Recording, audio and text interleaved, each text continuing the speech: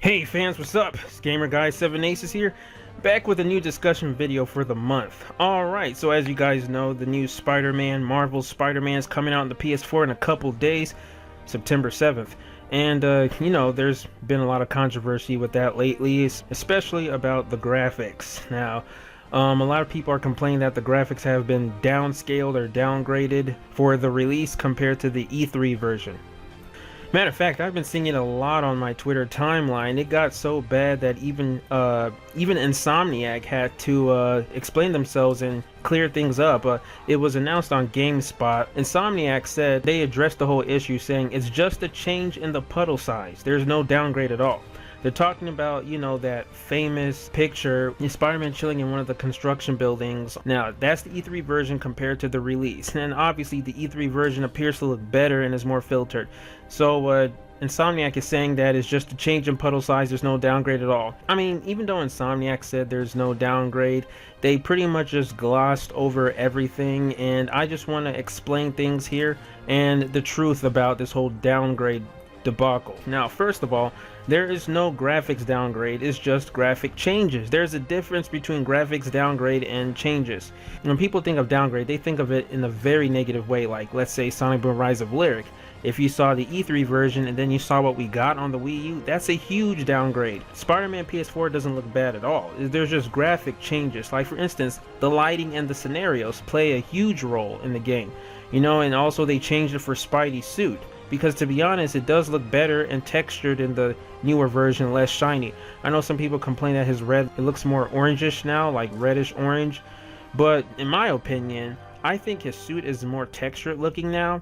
Because in the original version, it was just more shiny. But if you pay really close attention, it kind of looks low res, his suit in general. Matter of fact, this thumbnail I posted with Sonic and Spider-Man, that is how he looked like in the E3 version. It kind of, his suit, it wasn't as finely textured.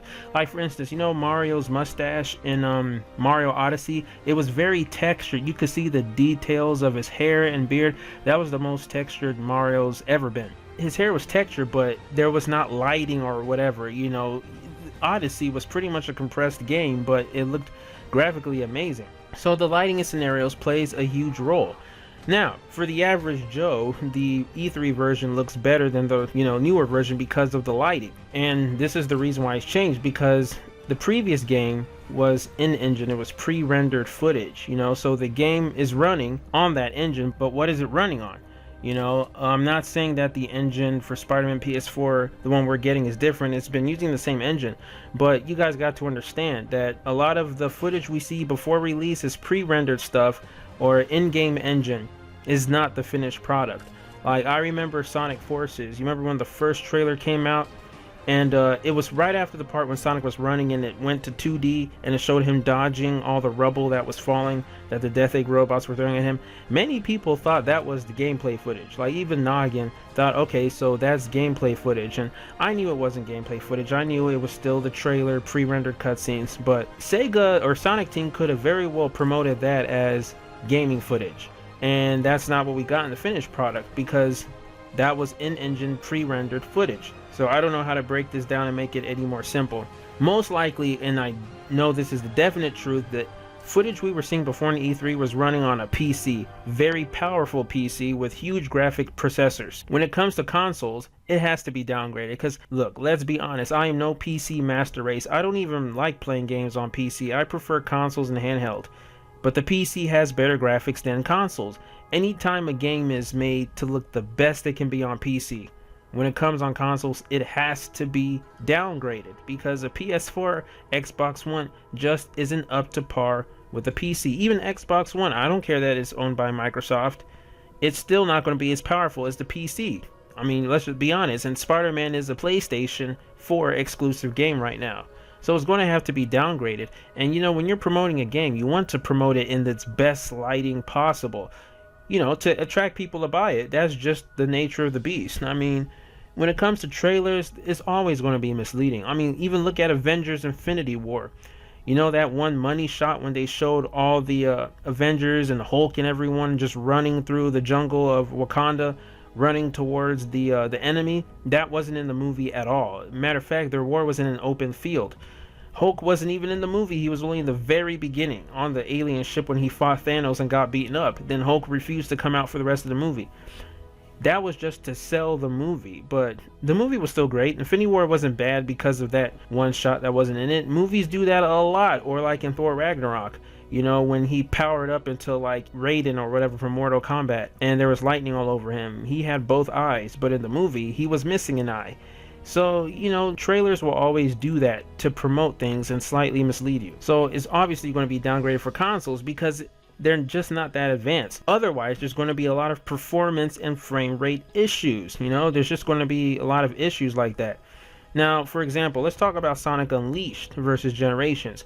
Now, Unleashed, many people call it still the best looking Sonic game to date, has the best graphics. Now, even though a lot of people would beg to differ, because when it comes to the finer details, other Sonic games improved on that. Like, even as far as saying like the grass physics. The grass physics were much better in Sonic Forces, to be honest, than Sonic Unleashed. Sonic Unleashed, the grass graphics were pretty much pixelated. But in Forces, they looked real. It was just the little details. But overall, Unleashed had better lighting. Unleashed had better lighting and better filter. It looked very photorealistic, especially in Adabat. Jungle Joyride had one of the most beautiful, sexiest filters and lighting, but that also affected the frame rate. That was one of the most laggy levels, and overall, the game lagged a lot, especially on what version you got it from. It wasn't the best. It didn't run at a smooth 30 frames per second at all. You know, many times it would even clock like below 25 frames per second, to be completely honest. Now enter Sonic Generations. Sonic Generations optimized the Hedgehog engine because Unleashed was the first time the Hedgehog engine debuted. Generations optimized it, made it better to be able to run more efficiently on Xbox 360 and PlayStation 3. That's why, even though it still looks very great, it doesn't look as quote-unquote graphically impressive as Unleashed, because the lighting and the filter, a lot of those effects were removed, so the game could run more smoother, and that's why the game runs at a 30 frames per second almost all the time. So I will compare Sonic Generations to how Spider-Man PS4 looks like now, compared to Sonic Unleashed, which is how Spider-Man PS4 looked like before. You guys get what I'm saying? It has to be optimized. Now, Sonic Generations, when it came on PC, even ran at a higher frame rate, ran at 60 frames per second, was very good and smooth, better than Unleashed. I mean, like, many people even brought mods, Unleashed mods, where you can have the lighting and the same filter effects from Unleashed into Generations, and the game even looked more beautiful, and it still ran very fast at 60 frames, I think, because it was on the PC. I'm pretty sure if Spider-Man was a PC game, it would have kept all those lighting. But I don't care about lighting filters. That's not going to prevent the game. The game doesn't look like crap. Also, a lot of games can crash too. Like, let's talk about the Lego games, because I know it's Lego, but you know, for big Lego aficionados like me, and Ian too, if you're watching this, big Lego fans, we can tell that a lot of the later games used a lot more lighting filters, you know, to make things look more textured and to make the realistic backgrounds look realistic. So you can differentiate between that and the Lego set pieces, and many times the frame rate would be affected and the game would just crash. Like, I've been playing Lego City on my Nintendo Switch for the first time, Lego City Undercover. I'm really enjoying it, but it crashed. The first time a game on the Nintendo Switch has crashed for me, and it's a Lego game. Like, seriously, Mario Odyssey never crashed, even Sonic Forces never crashed, but Lego City Undercover has crashed. And many times when I'm, you know, speeding in a race in a car driving through the city, because, you know, it's supposed to be like the Lego version of GTA, Grand Theft Auto, and a car explodes or something, just the frame rate just completely lag during that part. The frames drop considerably. So that's a problem with Lego games and TT Fusion and the whole optimizing it.